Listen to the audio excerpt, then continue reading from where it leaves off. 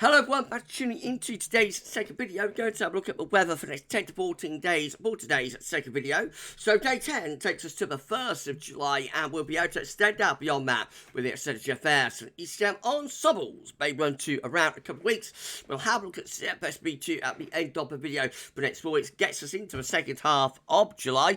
I'll get to back for you in a moment. Just say about the first video sales at 6 AM UK weather forecast, and we've got another Glasgow update. That's the 5th Glasgow update coming up for you straight after this one. What am I doing? I'm turning webcam off. Right, okay, so please like, share, subscribe on all today's videos and content. Shout to everyone for doing that for GavsWeatherVids. We need to put around 60 subscribers to get to 20.4k. Now, if you could give us a sub, that'd be absolutely amazing. Thank you so much, everyone. Right, going to start off with the latest wind flow map from earthnoschool.net, showing that we've got low pressure to the west of us in the Atlantic, high pressure drifting away to the east, and we're bringing up a southerly flow. That's bringing hot air up from the south with those southerly, southeasterly winds, but things will start cooling down after today. Central England temperature, put your teeth in, guys. Central England temperature is sitting at 15.5. That's 1.3 degree above 61 to 99 average, and that's provisional to the 19th of June there. So a very warm first 19 days to the month.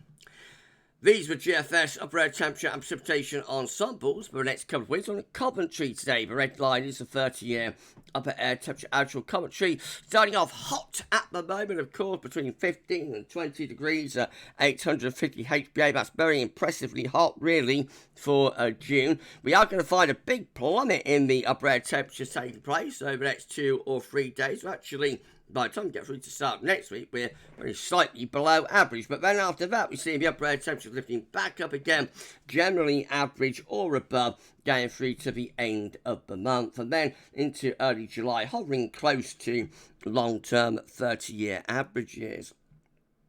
Precipitation-wise, a lot of dry weather to come over the coming days. Maybe a bit more unsettled by month's end into start of July. But you look at that ensemble, it's not overly wet, not completely dry, but not overly wet either. Though perhaps you would say a bit mixed.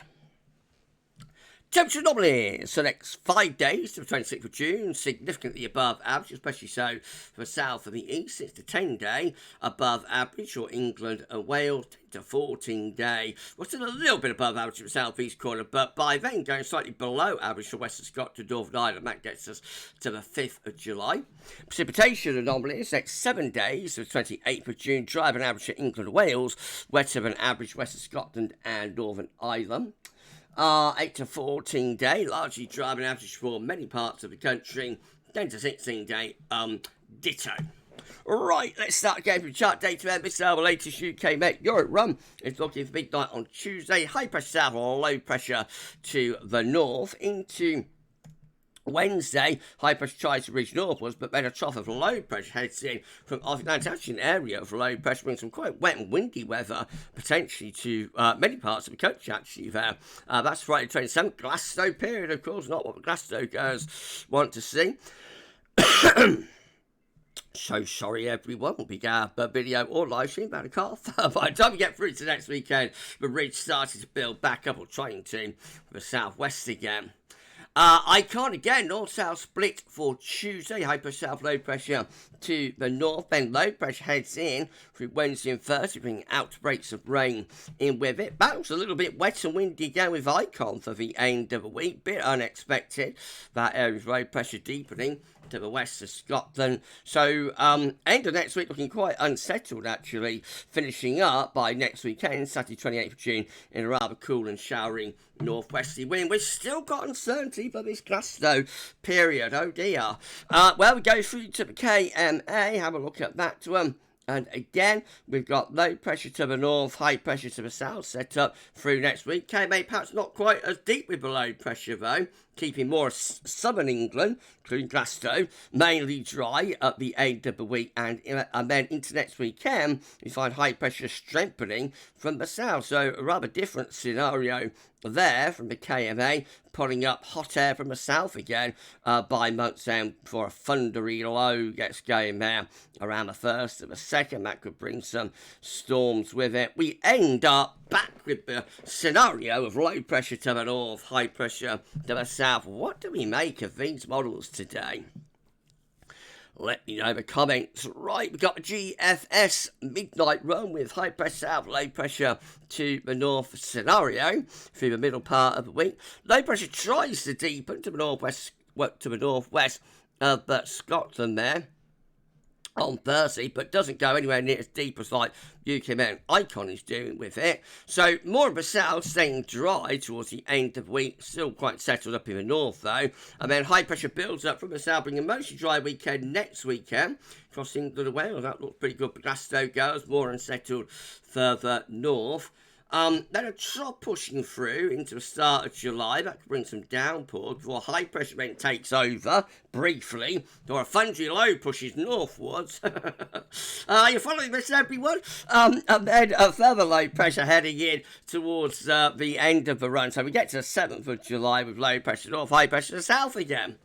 I don't know what to make of these models today. What about the GFS 6 there? Well, we start off again, high pressure south, low pressure to the north on Tuesday. Then we find low pressure heading into the northwest through Thursday, Friday. That brings wet weather up there. The south probably staying main dry. Into next weekend, we've got high pressure trying to strengthen from the southwest and bring some heat back up from the south again.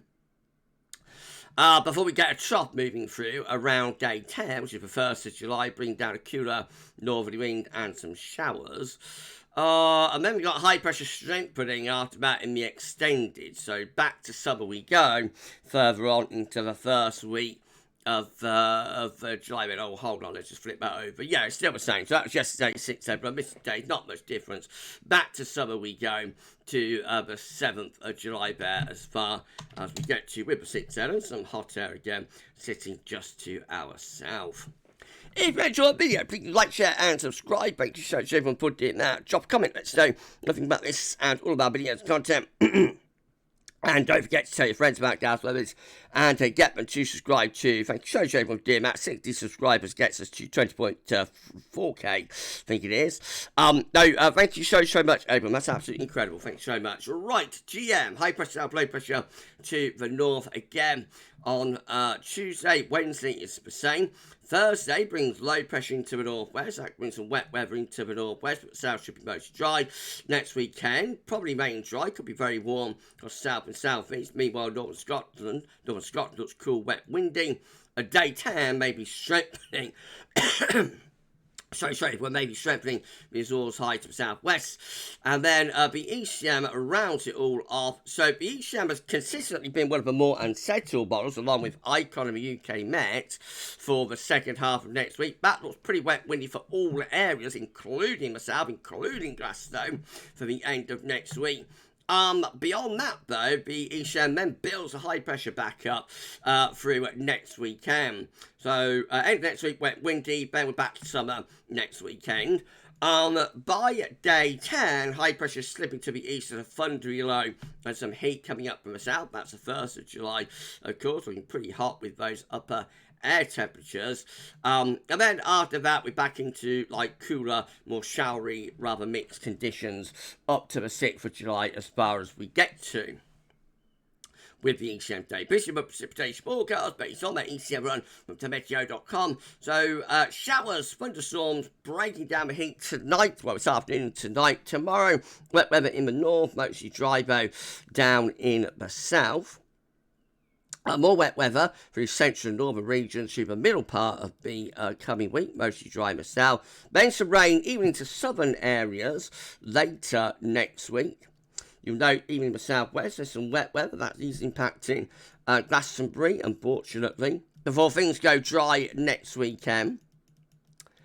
And that gets us day 10 where it's looking most dry, but beyond that it turns mixed again. Meantime, the options on the table within the ECM ensembles day for day 10 gets us to the 1st of July. 18 members of the ECM ensembles with low pressure to the north, high pressure is to the south, bringing the wind from a westerly direction. 11, again, low pressure to the north-northeast, high pressure to the south, winds coming in westerly direction. 9 with high pressure right up top to 8 with high pressure just to our south and southeast. Low pressures away to the north and the northwest. That brings driest weather into south, of course. And 5 with low pressure north, high pressure to the south. So it looks like the general scenario for the start of July is high pressure north, low pressure, high pressure to the south, I should say, low pressure to the north. Now, how deep low pressure is, how much we're impacted by it, and how far north that high pressure is, how much we're impacted by the high pressure is differing through the scenario. So that's what's creating the uncertainty, really. And then, too, in time, missing the option that we got consistently signalled by the ECM ensembles gets us 6th of July, 51 out of 51 members of the ECM ensembles, all of them with low pressure to the north, northeast, and bring in a rather cool northwesterly flow then. CFS V2 finally, these are 500 millibar height anomalies, and we broke it down into weekly periods. The first week period takes us from the 21st, 27th of June. So high pressure is to the south, low pressure to the north. We bring the wind up from a southwesterly direction. Week 2, that's a bit more unsettled. This is 28th of June to the 4th of July. Low pressure closer to us and deeper to the north and northwest, so that could be a little bit more mixed. Week 3 will be the 5th to the 11th of June. High pressure been strengthening from the south, low pressure drifting away to the northwest, and then finally week 4 we're back to high pressure big time. It's 12th to the 18th of July. Big area of high pressure from the Atlantic into West Europe. That should bring a lot of dry, warm, potentially very warm weather with it, but we'll see.